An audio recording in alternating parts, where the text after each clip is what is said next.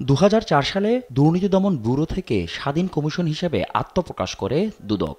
দীর্ঘ পথ চলা সংস্থাটির ২১ বছরে পা দিয়েছে গেল ২১ নভেম্বর। নির্দিষ্ট মেয়াদ পর গণ অভ্যুত্থানের পর দায়িত্ব নেয়া বর্তমান কমিশন দাবি করছে গত এক বছরে দেশে বিদেশে প্রায় ২৬,০০০ কোটি টাকার সম্পদ জব্দসহ বেশ কিছু গুরুত্বপূর্ণ সাফল্য এসেছে। তবে নখদন্তহীন প্রতিষ্ঠানের তকমা কতটা ঝেড়ে ফেলতে পেরেছে এই প্রশ্নে দুদক চেয়ারম্যান জানান, সংস্থার কাজে কোনো পক্ষ চাপ প্রয়োগের চেষ্টা করলে তাদের নাম প্রকাশ করা হবে।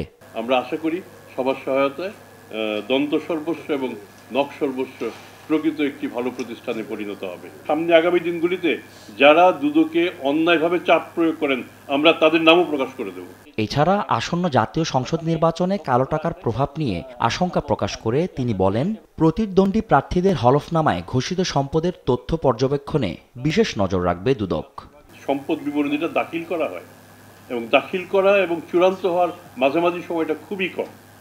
এমন যদি হতো যে যারা নির্বাচনে দাঁড়াবেন সরকার যদি একটা ঘোষণা দিত যে এটা দুর্নীতি দমন কমিশনে তাদের সম্পদ আগে দাখিল করতে হবে, আমরা এটা নিয়ে একটা টাস্কফোর্স গঠন করতাম, নির্বাচন কমিশনকে বলতে পারতাম যে এগুলিতে আমাদের সন্দেহ আছে, এগুলিতে আরো পরীক্ষা নিরীক্ষা করা দরকার।